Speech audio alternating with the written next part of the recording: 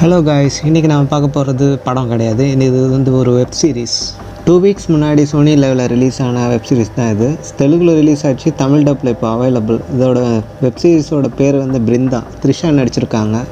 இந்த web சீரிஸோட one line என்னென்னா, வழக்கமாக ஒரு கிளியை வச்சுட்டு கிளி ஜோசியம் பார்க்குறோமா, இங்கே ஒருத்தன் கழுகை வச்சுட்டு கிடைக்கிற ஆளெல்லாம் போட்டு தள்ளுறான். அதுவும் சாமி நம்பிக்கை இருக்கவங்க எல்லாரையும் போட்டு தள்ளுறது தான். இதுதான் அந்த வெப் சீரிஸோட மெயின் கான்செப்டே. இந்த வெப் சீரிஸில் ஃபுல்லாக ட்ராவல் ஆகிற கேரக்டர் நேம்ஸ் தான் இங்கே போட்டிருக்கேன்.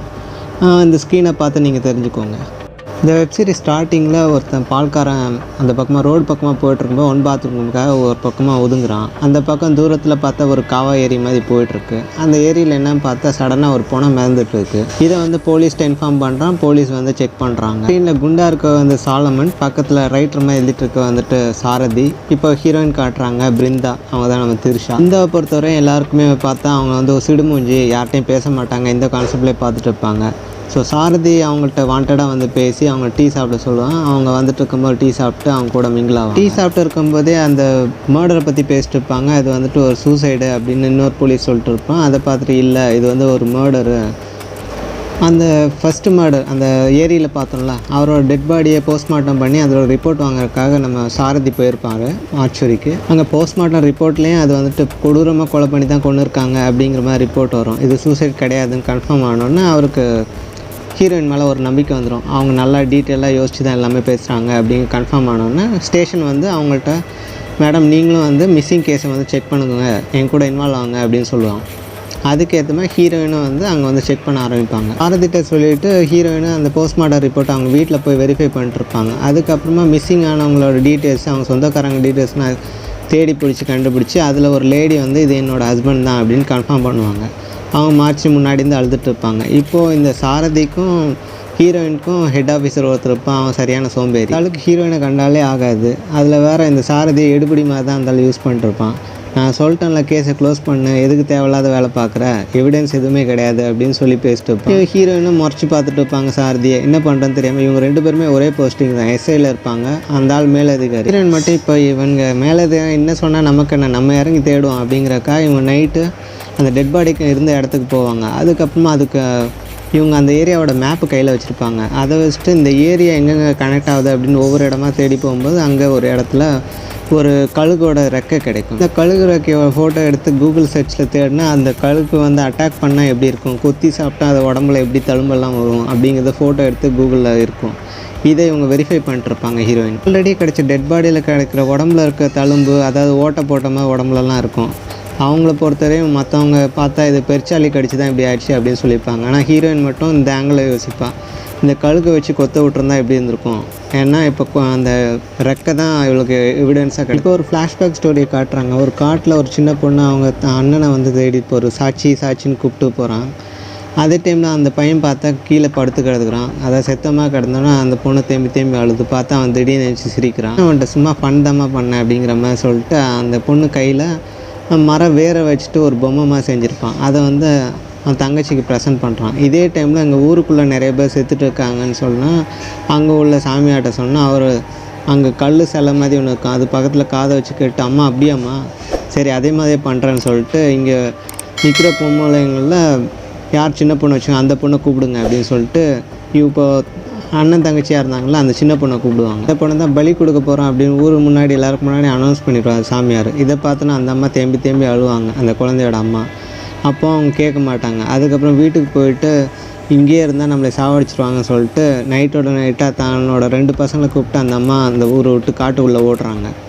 இதெல்லாம் பார்த்து இங்கே பலி கொடுக்கணும்னு சொல்ல ஊர் மக்கள்லாம் 1-2 இவங்களை விரட்டிட்டு போகிறாங்க. இவங்க ஓடி போய்ட்டுருக்கும்போது பக்கத்தில் ஒரு மினி வேன்மாக ஒன்று போயிட்டுருக்கோம். அது அங்கே இடத்துல நின்றுட்டு இருக்கும்போது அது உள்ள இந்த குட்டி பொண்ணை மட்டும் அவங்க அம்மா தூக்கி போட்டுருவாங்க. பையன் வேறு பக்கம் தங்கச்சியை தேடி அங்கங்கே அலைஞ்சிட்டு இருப்பான், சின்னின்னு போய் தேடிட்டு இருப்பான். அம்மாவும் பொண்ணு மட்டும்தான் இங்கே இருக்காங்க அந்த லாரி மாதிரி இருக்க பக்கத்தில். அம்மா தான் பொண்ணை அந்த வேனில் தள்ளி விட்டதால் அந்த அம்மா தரன்னு பிடிச்சிட்டு இழுத்துட்டு வந்து அந்த சாமியார் முன்னாடி போடுவாங்க. அந்த பொண்ணு தப்பிச்சு போயிடுச்சு அப்படின்னு சொன்னால் மறுபடியும் சாமி வந்து அந்த செவுத்து பக்கம், அதான் சாமி பக்கம் காது வச்சு கேட்டு, நமக்கு நினச்ச பொண்ணு கிடைக்கல, இப்போ வேறு பொண்ணை சூஸ் பண்ணணும்னு சொல்லிட்டு வேறு ஒரு குட்டி பொண்ணை பிடிச்சி அங்கே கல் பக்கத்தில் வச்சு உயிரோட கொளுத்தி விட்டுறாங்க. இங்கே இன்னொரு பக்கம் அந்த சாட்சிங்கிற பையன் தன்னோட அம்மாவையும் தனக்கு தங்கச்சியையும் தேடி காட்டுக்குள்ளே அலைஞ்சிட்டு இருக்கான். இந்த பக்கம் நெருப்பு எரிஞ்சிட்டு இருந்தோன்னா ஊர் மக்கள்லாம் ஒன்று திரண்டுருக்காங்க. அந்த பக்கம் ஓடி வந்து பார்க்குறான். அவன் ஓடி வந்து பார்க்கும்போது பார்த்தா அவங்க அம்மா கழுத்தை வந்து பூசாரி கழுத்தை அறுத்து விட்டுறான், பலி கொடுத்துட்றான். அதுக்கப்புறமா இன்னொரு பக்கம் இவன் பார்க்கும்போது அந்த மரத்தில் ஏதோ ஒரு குட்டி பொண்ணு எரிஞ்சிட்டு இருக்கிறது தான் தெரியுது. அதை தன்னோட தங்கச்சியை நினச்சி இவன் தேம்பி அழுகுறான். அதே டைமில் ஊர் மக்களால் தான் இப்படி ஆச்சுன்னு சொல்லிட்டு அங்கே இருக்க தீப்பந்தத்தை எடுத்துகிட்டு ஊர் மக்கள்லாம் ஒதுங்கினதுக்கப்புறம் அவன் குடிசையெல்லாம் கொளுத்தி விட்டு அங்கேருந்து வந்துடுறான். இதுக்கப்புறம் இவனை வந்து போலீஸ் அரெஸ்ட் பண்ணி சிறுவர் சீர்திருத்த பள்ளியில் சேர்த்து விட்டுடுறாங்க. ஆல்ரெடியே சாமி மேலே கடுப்பாக இருக்க பையனுக்கு அங்கே வந்து போதனை பண்ணுறேன்னு ஒரு பாதிரியார் மாதிரி வந்து ஒரு ஆள் வந்து எல்லோரும் வந்து கண்ணை மூடி ப்ரே பண்ணுங்கள், இங்கே ஒருத்தன் வயிற்று வலியில் கஷ்டப்பட்டுருக்கான், அவனுக்கு க்யூர் ஆகும் அப்படின்னு சொன்னோன்னு எல்லோரும் கண்ணை மூடி பிரார்த்தனை பண்ணிட்டுருப்பாங்க. நம்ம சாட்சிங்கிற பையன் மட்டும் எதுவுமே பண்ண மாட்டான், கண்ணை திறந்து உட்காந்துருப்பான். இதை பார்த்தினா கடுப்பான அந்த ஆள், ஏன்பா நீ கண்ணை மூடி பிரார்த்தனை பண்ண மாட்டியா அப்படின்னு கேட்டோன்னா அவன் கோவத்தில் கடவுள்லாம் இல்லை, மனுஷங்க நம்ம தான் காப்பாற்றிக்கணும் அப்படின்னு சொல்லுவான். இதை கேட்டோன்னா அவங்க வந்து போலீஸ்கிட்ட சொல்லி அவங்கெல்லாம் லத்தி சார்ஜ் எல்லாம் பண்ணி அவனை கண்ட்ரோலுக்கு எடுத்துகிட்டு வருவாங்க. இப்போ ஃப்ளாஷ்பேக்கில் இருந்துட்டு கரண்ட் சீனுக்கு காட்டுறாங்க. இங்கே ஒரு லூசு பையன் மாதிரி இருக்கான், கையில் அந்த மர பொம்மையை வச்சுட்டு அலையிறான். அவன் பார்த்தா ஒரு பாழடைஞ்ச பில்டிங்கில் ஒரு சாஜி அப்படின்னு ஒரு கழுகை வளர்த்துட்டு இருக்கான். அந்த கழுகோட இந்த பையை காட்டுறாங்க, அந்த வேரில் செஞ்ச பொம்மையை காட்டுறாங்க. ஹீரோயின் ஆல்ரெடி அந்த கழுகோட ரெக்கையை வச்சுட்டு இது வந்துட்டு ஒரு பறவை கொத்தி தான் இப்படியெல்லாம் அஃபெக்ட் ஆயிருக்கு அப்படின்னு செத்த உடம்புல இருந்து கண்டுபிடிச்சாலாம். இப்போ அந்த பறவை கொத்துனா எப்படியெல்லாம் இருக்குங்கிற ஃபோட்டோஸ் எல்லாம் கொண்டு வந்து சாரதிட்ட காட்டுறான். இதை மேலதிகாரிகிட்ட சொல்லலாம்னு நினைக்கும்போது சாரதி வேற டைவெர்ட் பண்ணி அங்கேருந்து கூப்பிட்டு போயிடறான். ஏன்னா மேலதிகாரிக்கும் இவளுக்கும் ஆகாது. இந்த டைமில் நீங்கள் தான் மேம் ரொம்ப சின்சியராக இருக்கீங்க அப்படி இப்படின்னு பேசிட்டு இருப்பான். இப்போ சாரதியும் ஹீரோயினும் ஒரு டீ கடையிலேருந்து தான் இதெல்லாம் பேசிகிட்டு இருப்பாங்க. அப்போ டீ கடைக்காரர் அவர் யூஸ் பண்ண டம்ளர் எல்லாத்தையும் தூக்கி அங்கே கீழே இருக்க பாத்திரம் கழுவுற இருக்க ஒரு பவுலில் வந்து தூக்கி போட்டே இருப்பார். அவர் கண்டுக்காம அந்த பவுலே பார்க்காம அசால்ட்டாக தூக்கி போடுவார். அது கரெக்டாக போய்ட்டு அங்கே போய் விழுவும். இதை பார்த்தோன்னா இவளுக்கு வந்துட்டு ஒரு ஐடியா கிடச்சிரும். இது அவனோட ஃபஸ்ட்டு மர்டராக இருக்காது, இதுக்கு முன்னாடி இதேமாதிரி பண்ணியிருந்தான்னா டேட்டா பேஸை போய் செக் பண்ணுவோம் அப்படின்னு போய் செக் பண்ணுவோம். டேட்டா பேஸில் வேறு ஏரியாவில் கிடைக்கிற டெட் பாடிஸ்க்கு இந்த மாதிரி கழுகு கொத்துன மாதிரி தடம் இருக்கிற மாதிரி ஏதாவது எவிடன்ஸ் இருக்கான்னு செக் பண்ணுவோம். அதே மாதிரி நிறைய டெட் பாடிஸ் அவளுக்கு டேட்டா பேஸ்லேருந்து கிடைக்கும். இதெல்லாம் லிஸ்ட் அவுட் பண்ணிகிட்டே இருப்பாள். ஹீரோயின் சாரதிக்கு மேலதிகாரி ஒருத்தன் லேசி மேன் இருப்பான்ல, அந்த சோம்பேறி, அவன் வந்துட்டு இன்னும் அந்த கேஸை மூடாமல் இருக்க, என்ன பண்ணிருக்கேன் லீடு கிடச்சிருக்கு சார் அப்படின்னு ஹீரோயின் சொன்னாலும் அவன் கேட்க மாட்டான். சாரதி ஒரு லேடி எஸ்ஐ இந்த இதுக்கு தேவைங்கிறதுக்காக தான் இவ்வளோ வச்சுருக்கேன், தவிர இங்கே வேலை வந்து செய்யணும்னு அவசியம் இல்லை. வந்தமா 2 டேட்டா பேஸ் அப்டேட் பண்ணுமா வந்துட்டு போக சொல்லு, தேவையில்லாத வேலைலாம் பார்க்க சொல்லாது அப்படின்னு சாரதியை திட்டி விட்டு அந்த ஆள் கிளம்பிடுவார். ஹீரோயின் நைட்டில் ஜாக்கிங் மாதிரி போயிட்டுருப்பா. அப்படி போயிட்டுருக்கும்போது ஒரு இடத்துல டயர்டான மாதிரி அப்படியே குஞ்சமாக இருப்பா. அங்கே ஒரு குல்ஃபி ஐஸ் விற்கிறவன் வருவான். அவன் வண்டியில் வருவான். அவன் பார்த்தா ஃப்ரெஞ்ச் பேர் வச்சுட்டு தலை பால்டுங்கிறதால மொட்டை அடிச்சிருப்பான். இதை பார்த்தோன்னே இவளுக்கு ஐடியா வரும். அவனை பார்த்தோன்னே யோசிக்க ஆரம்பிச்சிடுவான். அவனை என்னாச்சு மேடம் அப்படின்பா. அவள் ஒன்றும் இல்லைன்னு சொல்லிட்டு அங்கேருந்து போயிட்டு வீட்டுக்கு ஸ்ட்ரைட்டாக போயிட்டு ஒவ்வொரு செத்தவனோட ஃபோட்டோவும் பார்ப்பான். இப்போ எல்லா மர்டர்லேயும் காமன் பாயிண்ட்டாக இருக்கிறது எல்லா தலையிலையும், அதாவது செத்தவனுங்க எல்லா தலையும் ஷேவ் பண்ணிட்டு தான் அதுக்கப்புறமா கொலை பண்ணியிருக்காங்க அப்படிங்கிறது கண்டுபிடிச்சிருவான். இதை வந்து வழக்கம் போல் சாரதிட்ட வந்து ஹீரோயின்னு ஷேர் பண்ணுவான். அவன் வந்துட்டு இவனோட மேலதிகாரிட்ட சார் இவ்வளோ எவிடன்ஸ் இருக்குது அப்படின்னு சொன்னான். சரி இதை பற்றி மேலதிகாரிட்ட பேசுவோம்னு சொல்லிட்டு அந்த சோம்பேறி மேலதிகாரி அவனுக்கு மேலே உள்ளவன்ட்ட இதை ஒரு ஃபைல் மாதிரி பண்ணி கொண்டு போய் கொடுப்பான். அந்த மேலதிகாரி இவங்க 2 போலீஸையும் கூப்பிட்டு பேசுவாங்க. அதாவது அந்த சோம்பேறி ஆஃபீஸரையும் அந்த சாரதியும் கூப்பிட்டு வச்சுட்டு வெல்டன் ஜாப் அப்படின்னு சொல்லிட்டு நீங்கள் இனிமேல் எஸ்ஐடி டீமில் மெம்பராக இருப்பீங்க அப்படின்னு சொல்லி இன்ஃபார்ம் பண்ணுவாங்க. நம்ம ஹீரோயின் வெயிட் பண்ணிட்டே இருப்பாங்க. அங்கே என்ன பேசிட்டு இருக்காங்க, வந்து சாரதி தான் நமக்கு சொல்லுவோம் அப்படின்னு வெயிட் பண்ணிட்டு இருப்பாங்க. பார்த்தா சாரதியை கூப்பிட்டு அந்த சோம்பேறி போலீஸு ஜீப்பில் ஏறி போவான். அதுக்குள்ளே சார் பிருந்தா நம்ம டீமில் சேர்த்துக்கலாமா அப்படின்னு.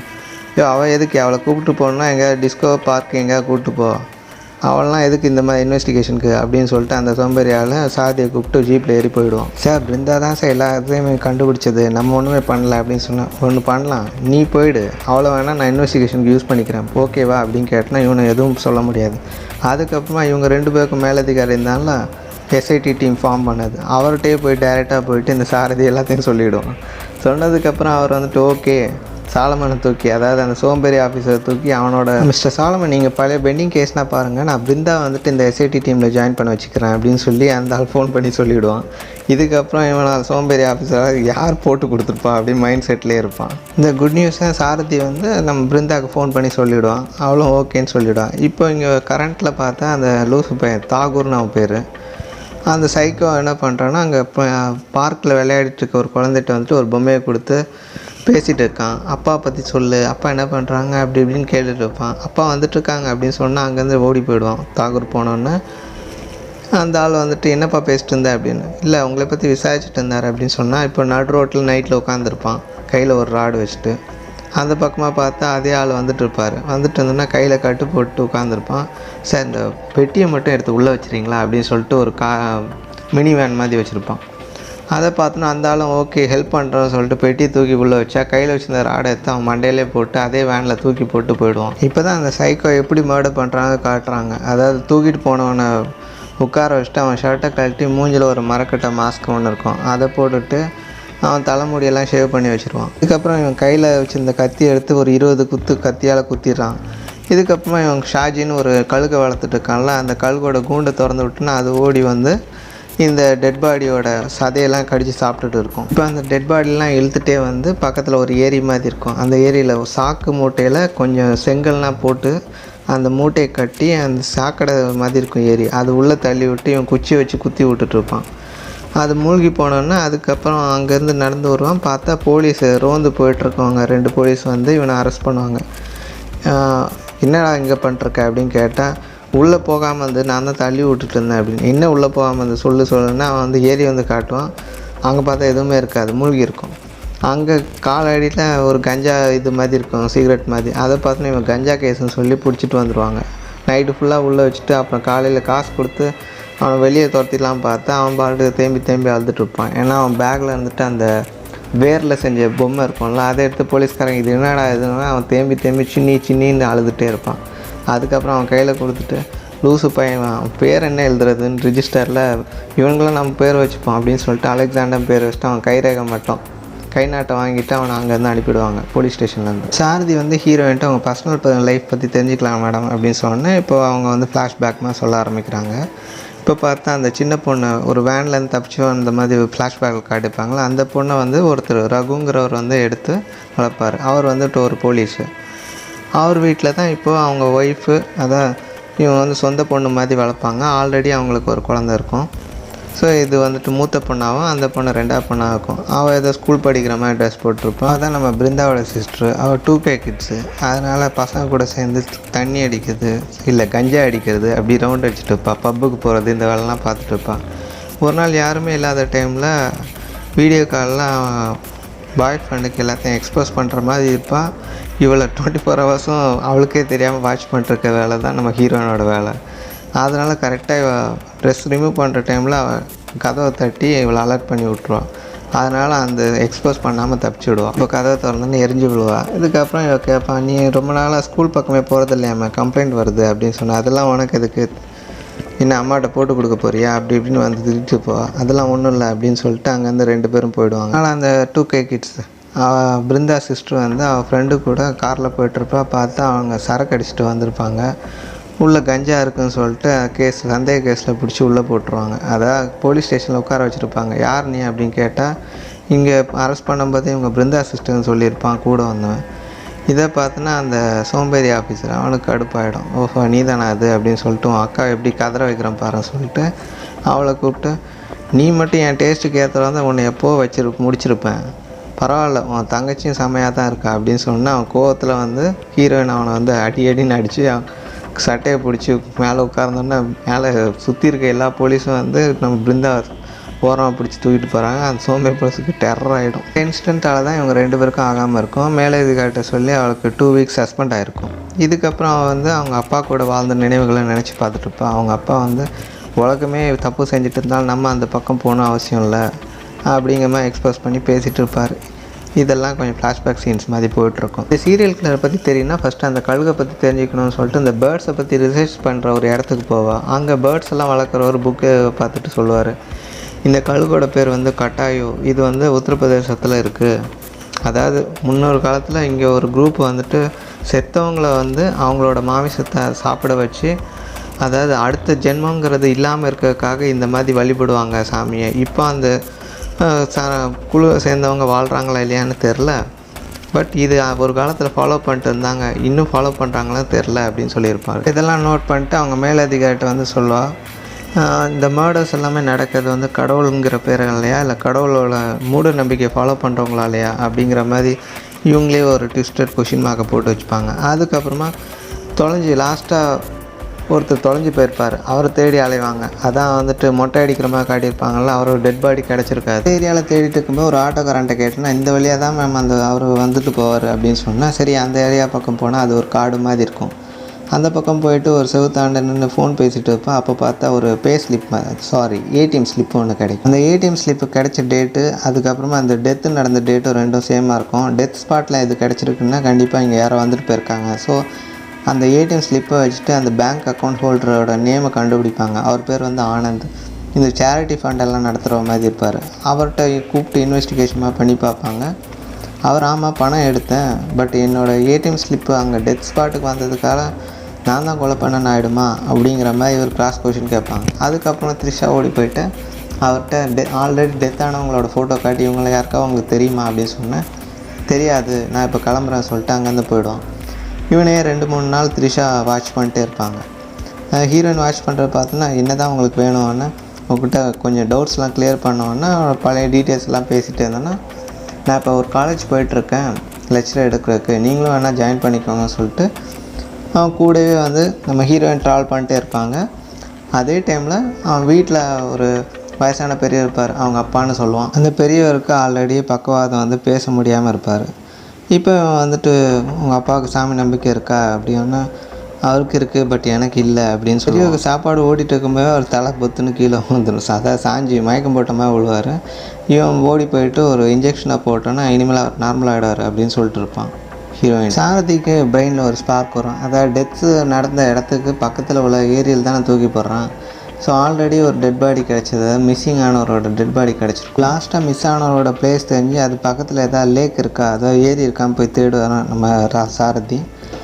விடிய தேடி அங்கே வந்துட்டு இது கங்கம்மா ஏரியா, இங்கே யாரும் வந்துட்டு இப்படிலாம் தேட புனிதத்தை கெடுக்கக்கூடாது, அந்த ஊர் மக்கள் ஆப்போசிட்டாக வந்தாலும் அங்கே எல்லோரும் துப்பாக்கி காட்டி மிரட்டி பார்த்தா திடீர்னு ஒருத்தன் வந்து சொல்லலாம், சார் பணம் கிடச்சிருக்கு அப்படின்னு சொன்னோன்னே அதே டைமில் ஹீரோயினுக்கு ஒரு ஃபோன் கால் வரும். அதை கேட்டோன்னா அங்கே இருந்துட்டு ஸ்பாட் விட்டு ஓடி போயிடுவான். எங்கே போகிறான்னு பார்த்தா பின்னாடி சாரதி வந்திருப்பான். அங்கே ஒருத்தர் வந்து நீங்கள் கொடுத்த ஆள் மாதிரி தாகூர் அவர் பேர், அதான் அந்த வில்லன், அவனோட ஸ்கெட்சு நாங்கள் பார்த்தோம், இந்த ஆள் இதுக்கு முன்னாடி இங்கே ஸ்டேஷனுக்கு வந்திருக்கான் அப்படின்னு சொல்லி அவங்க டீட்டெயில்ஸ் கொடுப்பாங்க.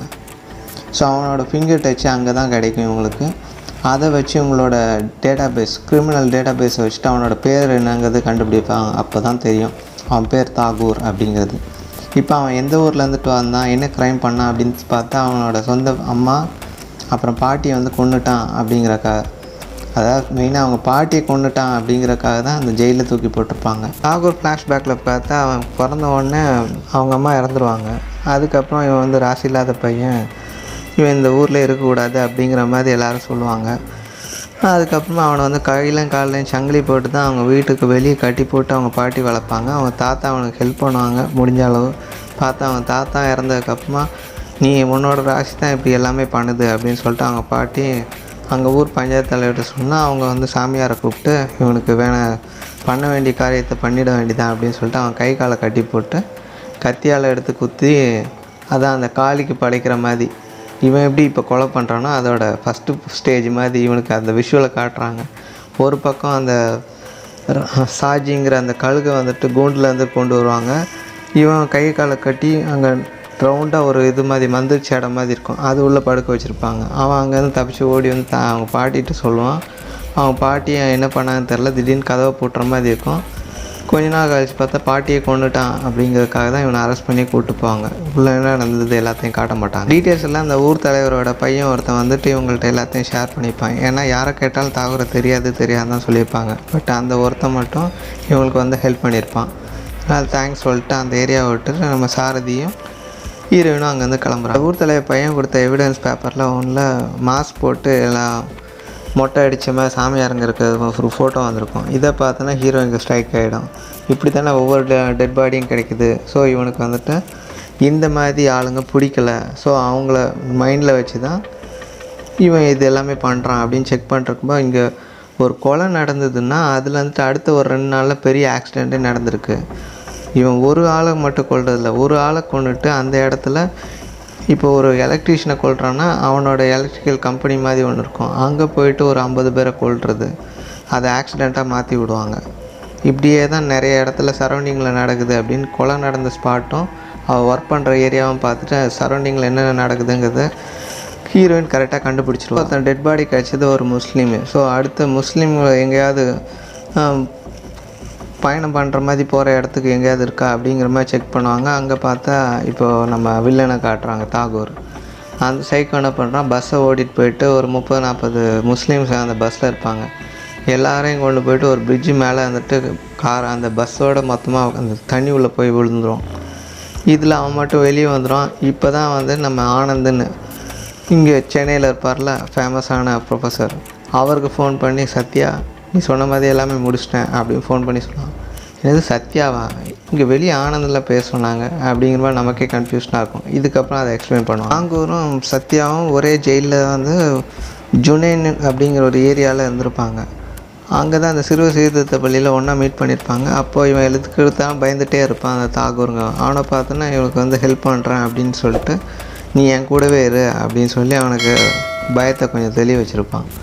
அதே மாதிரி கடவுள் நம்மளை கொண்டுட மாட்டார் அப்படின்னு, இங்கே கடவுள் இல்லை நம்ம கடவுளே கொல்லுவான் அப்படின்னு சொல்லி அவன் பிரெயின் வாஷ் பண்ணி விட்டுருப்பான் அந்த சத்யா. தாகூரை நேரில் பார்த்த போலீஸுங்க அவனோட ஸ்கெட்சை வந்துட்டு ரிவீல் பண்ணியிருப்பாங்க. அதை நிறைய இடத்துல போஸ்டமாக ஒட்டியிருப்பாங்க.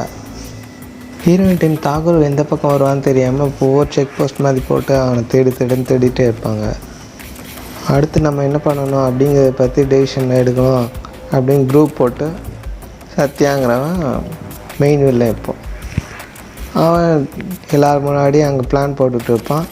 அந்த கூட்டத்தில் நம்ம தாகூர் இப்போ கரண்ட்டாக இருக்க அந்த லூசு பையெல்லாம் வந்து சேருவான். ஹீரோயின் இருக்க எஸ்ஐடி டீம் அந்த மெயின் ஆஃபீஸர் என்ன சொல்கிறாரு, இதுக்கு மேலே நம்மளால் ஒன்றும் பண்ண முடியாது, இவ்வளோ தேடியும் ஒன்றும் கிடைக்கலாம், நம்ம என்ன பண்ணுறது, நான் பேசாமல் டிஜிப்ட்டு இந்த கேஸ் வந்து ஹேண்ட் ஓவர் பண்ண போகிறேன் அப்படின்னு சொன்னால் ஹீரோயின் வந்து சார் இதுக்கு வேறு வழி இருக்குது, அதை நீங்கள் அக்செப்ட் பண்ணிங்கன்னா போதும், நான் ட்ரை பண்ணுறேன் அப்படின்பா. அதுக்கு என்ன பிளானு அப்படிங்கன்னா மேல் இடத்துல நான் கேட்டுட்டு சொல்கிறேன்னு சொல்லிட்டு அந்த பிளானை வந்து எக்ஸிக்யூட் பண்ணுறாங்க.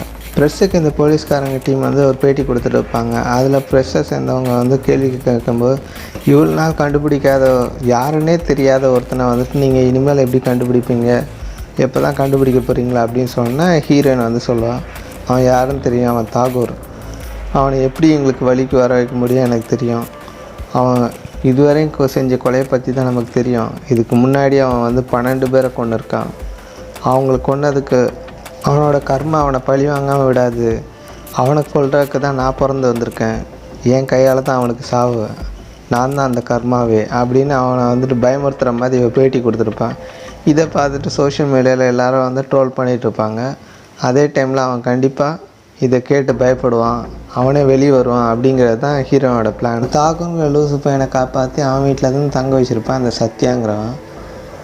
இப்போது அவனோட வேலைக்காரன் வந்துட்டு அவனை தனியாக விட்டு அங்கே ஒரு ஃபோன் கால்மாக பேச போயிருப்பான். அதே டைமில் வந்து நியூஸ் சேனல் பார்க்குறான்னு அந்த தாகூருங்கிறவன் நியூஸ் சேனலில் வைக்கும்போது இந்த பேட்டியை வந்துட்டு அங்கே டெலிகாஸ்ட் பண்ணுவாங்க. இதை பார்த்தோன்னா அவனுக்கு இன்னும் ஷாக் ஆகிடும். கோவத்தில் அந்த டிவியை அடித்து உடச்சிடுவான். அதுக்கப்புறம் அவனோட அடியால் வந்து சத்யா கால் பண்ணி இந்த மாதிரி அவன் வந்துட்டு ஆக்ரோஷமாக இருக்கான், என்ன பண்ணுறது அப்படின்னு சொன்னால் இது நானே வர்றேன் அப்படின்னு சொல்லி சத்யா இங்கே வந்துடுவான்.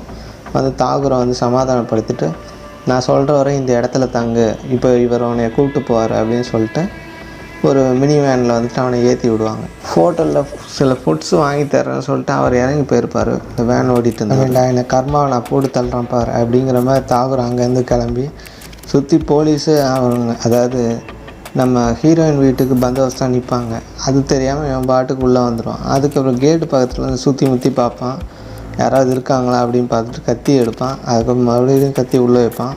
அதே டைமில் போலீஸ் கன் ஷாட் படும், அதில் அவன் கையில் அடிப்படும். அங்கேருந்து தப்பிச்சு ஓடுவான். எல்லோரும் ரவுண்ட் அப் பண்ணி ஒரு பாழடைஞ்ச பில்டிங்கில் கரெக்டாக அவனை கன் பாயிண்டில் நிற்க வைப்பாங்க. அப்போ அங்கேருந்து தப்பிச்சு ஓடுவான். கடைசியில் வந்து ஹீரோயின் கையில் அடிபடுற மாதிரி இருக்கும். ஹீரோயின் மேலே தாவி பாஞ்சு என்னோடய கர்மா நீ தான் உன்னை அழிக்கிறேன்டி, எங்களை ஏண்டி விட மாட்டேங்கிற அப்படி புலம்பிகிட்டே வந்துட்டு ஹீரோயினை அடி நடிக்க பார்ப்பான். இதே டைமில் இவங்க வேன்லேருந்து தப்பிச்சு போயிட்டான் அப்படின்னு இவன் சத்யாவோட அடியால் சொன்னோன்னா சத்யாவும் ஒரு பக்கம் காரில் வந்து தேட ஆரம்பிப்பான். இவனை பிடிச்சா ஈஸியாக சத்யாவை மாட்டிப்பான்ல, அதுக்காக இவன் ஒரு வேனில் தப்பிச்சு ஒளிஞ்சுப்பான். அதே டைமில் ஹீரோயின் அது பக்கம் வந்து அங்கே மேலே பாஞ்சு ஹீரோயின் அடின்னு அடிச்சுட்டு வைப்பான். ஹீரோயினுக்கு அவன் தாகூருக்கு சரிசமாக அடின்னு பொழந்து எடுத்துகிட்டு வைப்பாங்க. அதே டைமில் அவன் கையில் கிடைக்கிற ராடை வச்சு ஹீரோயினை தள்ளி விட்டு இன்னும் கொஞ்சம் ஃபோக்கஸ் ஆகி அடின்னு அடிச்சுட்டு வைப்பான். ஹீரோயின் இதுக்கப்புறம் வேலைக்கு ஆகுது, இவனுக்கு போட்டு தள்ளி ஆகணும் அப்படிங்கிற கண்டிஷனில் இருப்பாங்க. தாகூருக்கும் பயங்கர ஃபைட்டு போயிட்டுருக்கோம். அந்த ஸ்பாட்லலாம் எந்த போலீஸுமே இருக்க மாட்டான். இதை பார்த்துட்டு இவன் இதுக்கு மேலே வேலைக்கு ஆகுது, இவனை விட்டா நம்மளே போட்டு தள்ளிடான் அப்படின்னு சொல்லிட்டு கத்தி எடுத்து அவனோட முதுகில் அப்படியே கோடு போட்டு விட்டுருவான். அவனும் எமோஷனில் கையில் கிடச்ச ராடை எடுத்து மண்டையில் போடும்போது திடீர்னு பார்த்தா ஒரு கன் ஷாட் படும். பார்த்தா தாகூரை ஷூட் பண்ணிடுவாங்க அந்த சாரதிங்கிற போலீஸ். ஹீரோயினையும் தாகூரையும் கொண்டு போயிட்டு ஹாஸ்பிட்டலில் சேர்ப்பாங்க. Tagore already dead. ஹீரோயினுக்கு ட்ரீட்மெண்ட் கொடுத்துருப்பாங்க. அதே டைமில் இந்த ஹெட் ஆஃபீஸ் போலீஸ் வந்துட்டு தேங்க்யூமா, நல்லபடியாக கேஸை முடிச்சுட்டேன், இதுக்கெலாம் ட்ரீட் இருக்குது அப்படின்னு கொண்டாடி சிரிச்சிட்ருப்பாங்க. அதே டைமில் ஒரு ஃபோன் கால் வரும் சாரதிக்கு. இதை பார்த்தோன்னா என்னாச்சு அப்படின்னா, அவன் தாகூரோட பிலாங்கிங்ஸ் நான் போயிட்டுருக்கேன் அப்படின்னு சொன்னேன். ஹீரோயின் நானும் வரேன், 2 பேர் போய் செக் பண்ணலாம் அப்படின்னு சொல்லிட்டு அங்கே போயிட்டு அந்த எவிடன்ஸில் அவனோட ஃபோனை பார்ப்பான். ஃபோனை பார்த்தா ஒவ்வொரு டெத்து நடந்ததுக்கு முன்னாடியும் இவனுக்கு ஃபோன் கால் வந்திருக்கான். அது எப்படி டெத் பண்ணுறதுக்கு பர்டிகுலர் அதே டேட்டில் இவனுக்கு ஃபோன் கால் வந்திருக்கு, யார் பண்ணியிருப்பான், அந்த நம்பரை ட்ரேஸ் அவுட் பண்ணிட்டு இவனுக்கு வேண்டியவங்க யாராவது இருக்காங்களா அப்படின்னு அவன் இதுக்கு முன்னாடி இந்த ஊரில் சின்ன வயசில் இந்த ஊருக்குள்ளே உள்ள அந்த பெரிய தலையோட பையன் ஒருத்தர் இருப்பான்ல, இவனை பற்றி தாகூரை பற்றி எல்லா கதையும் சொன்னாங்க. அவனுக்கு கால் பண்ணி கேட்பாங்க. அவன் இல்லை, அவனுக்கு இங்கே இருந்த வரையும் யாருமே தெரியாது அப்படின்னு சொன்னேன். அப்போ இவன் எங்கே ஜெயிலில் இருந்தானோ சின்ன வயசில், அந்த ஜெயிலில் யார் கூடயாவது பேசியிருப்பானோ அவன் தான் இவன் கூட பார்ட்னர் மாதிரி இருப்பாங்க அப்படின்னு தேடுவாங்க. அங்கே ஒரு போலீஸ் ரெக்கார்டில் சத்யான்னு கிடைக்கும். இந்த சத்யா பற்றி என்ன இன்னும் ரெக்கார்ட்ஸ் இருக்குன்னு தேடி பார்க்கும்போது பார்த்தா அந்த சத்யா வந்து இன்னொரு போலீஸு ரகுங்கிற போலீஸு சைன் போட்டு அவனை வெளியே கூப்பிட்டு போயிட்டாரு அப்படிங்கிற டீட்டெயில்ஸ் இருக்கும். இதுக்கப்புறமா அந்த டீட்டெயில்ஸில் பார்த்தா இப்போ கரண்ட்டாக ஹீரோயின் இருக்க அட்ரஸ் இருக்கும். ஸோ இப்போ தான் நமக்கே கதை புரியும். இந்த ரகுங்கிறவர் ஹீரோயினை மட்டும் தத்தெடுத்து வளர்க்கல, இன்னொரு பக்கம் அவங்க அண்ணன் சத்யாங்கிறவனை படிக்க வைக்கிறேன்னு சொல்லிட்டு அவனை வெளியே கூப்பிட்டு வந்துட்டு அவனுக்கு எல்லா எஜுகேஷனுக்கான சப்போர்ட்டையும் கொடுத்துட்டு வந்திருப்பார். படிக்கிறக்காக மாதம் மணி ஆட்டுற மாதிரி பண்ணி அனுப்பிட்டு இருப்பாங்க. அவனுக்கு வந்துட்டு இதெல்லாம் பிடிக்காது. அந்த காசெல்லாம் எடுத்து ஸ்டோர் பண்ணிட்டே இருப்பான். இதே டைமில் இவன் இங்கே இருக்க ஒரு சீர்திருத்த பள்ளி மாதிரி இருக்கும்ல, அங்கே இருந்துட்டு தாகூர் கூட பேசிகிட்டு இருப்பான். அவன் சொல்லுவான், நீ எனக்காக வெளியே போ சத்யா, அவர் சொல்கிற மாதிரி நீ மேலே வரணும், நான் தான் எனக்கு தான் இந்த உலகமே தெரியாமல் இருந்துட்டேன், நீ நல்ல அறிவாளி தானே, நீ வெளியே போ, நீ வெளியே இருந்தால் தான் என்னையும் வெளியே கூப்பிட்டு வருவ அப்படின்னு சொன்னான்னா சரி அப்படின்னு சொல்லிட்டு அந்த போலீஸோட பேச்சு கேட்டு தான் அங்கே இருந்துட்டு வெளியே வருவான் அந்த சத்யாங்கிறவனுக்கு. அந்த ரகு போலீஸு ஹெல்ப் பண்ணுறது அவங்க ஒய்ஃபுக்கு பிடிக்காது. ஏன்னா அவன் ஆல்ரெடி கிரிமினல் அப்படின்னா அவர் ஒத்துக்க மாட்டார். அவன் நல்ல பையன், ஃப்யூச்சரில் நல்லா வருவான் அப்படிங்கிற மாதிரி அவர் இன்னும் நம்பிட்டு இருப்பார். சத்யா ஒரு ஹாஸ்டலில் தங்கி தான் படிக்க வச்சுருப்பார். அந்த ஹாஸ்டலில் இருக்க ஒரு வாட்ச்மேனோட பொண்ணு அடிப்பட்ட மாதிரி ஹாஸ்பிட்டலில் சேர்ப்பாங்க. அப்போது எல்லா பசங்களும் அந்த ஹாஸ்பிட்டலில் சேர்ந்த பசங்களாம் ஹெல்ப் பண்ணுவாங்க. என்னாச்சுன்னு கேட்டால் அந்த பொண்ணுக்கு பீரியட் டைமில் கோயிலில் விழுந்திருப்பா. அங்கே உள்ள பூசாரிங்க இதெல்லாம் தீட்டு அப்படின்னு சொல்லி அவளை அங்கேருந்து தள்ளி விட்டுருப்பாங்க. அதுலேயும் ரொம்ப அடிபட்டிருக்கும். ஸோ அதனால தான் இங்கே சேர்ப்பாங்க. பார்த்தா 10,000 ஆகும்னா கையில் கிடைக்கிற காசு. அப்புறமா இந்த ரகு இவனுக்கு அனுப்பின காசெல்லாம் ஒன்று சேர்த்து 10,000 கொடுப்பாங்க. ஆனால் அந்த பொண்ணை காப்பாற்ற முடியாது, அங்கேயே டெத் ஆகிடுவாங்க. இதனால் இவங்கெல்லாம் அதாவது கடவுளால் கடவுள் பேருன்னு சொல்லிட்டு அந்த மூட நம்பிக்கையால் பாதிக்கப்பட்டவங்க அவங்கெல்லாம் ஒன்று கூடுவாங்க. போல் சத்யாவை பார்க்கணுன்னு சொல்லிட்டு அந்த ரகுங்கிற போலீஸ்காரர் வந்திருப்பார். இவனுக்கு ஒரு ஃபோன் கால் வந்திருக்கும். அந்த ஃபோன் காலில் இவனோட ஃப்ரெண்டு கால் பண்ணியிருப்பான். மச்சான் எப்படியாவது லாலை போய் காப்பாற்று, அவள் இந்த இடத்துல இருக்கா, நான் எங்கள் ஊருக்கு சேர்ந்துருக்கேன், நீ எப்படியா போயிட்டு அவளை இந்த இடத்துல கொண்டு சேர்த்துரு, நானும் பிக்கப் பண்ணிக்கிறேன் அப்படின்னு சொல்லியிருப்பாங்க. இவன் அப்படி கிளம்பி போகிற டைம் பார்த்து இந்த ரகு போலீஸ் வந்ததால் இவன் இன்ஃபர்மேஷனை அவர்கிட்ட சொல்லிட்டு அவரையும் கூடவே வரேன்னு சொல்லிட்டு அவரும் வந்திருப்பார். சத்யாவை ரீச் பண்ண இடத்துல பார்த்தா அதுக்குள்ளே அந்த பொண்ணையும் கத்தியாலும் குத்திருப்பாங்க, அவங்க அம்மாவையும் கத்தியால் குத்திருப்பாங்க. அவங்க தலையை வெட்டுறதுக்கு டைமில் இவன் சத்யா உள்ளே அந்த வாழை பிடிங்கி எல்லாரையும் காலி பண்ணுற மாதிரி ரெடியாக இருப்பான். அப்போ ரகுங்கிற போலீஸ் சத்யா மரியாதை கீழே வச்சிரு, அந்த கத்தியை கீழே போடுங்கன்னா அவனுக்கு கீழே போட்டுருவான். அதுக்குள்ளே பார்த்தா அந்த குரூப்புங்க எல்லாம் ஒன்று சேர்ந்து இந்த ரகுங்கிற போலீஸை பின்னாடி கத்தியால் குத்திடுவாங்க. இந்த சத்யாவும் கத்தியால் குத்திடுவாங்க. இதுக்கப்புறமா அங்கேருந்து எல்லோரும் போயிட்டோன்னே இங்கே ரகுங்கிற போலீஸு அங்கே ஸ்பாட் அவுட்டே ஆகிருப்பார். சத்யாவும் அதே ஹாஸ்பிட்டலில் தான் சேர்த்துருப்பாங்க.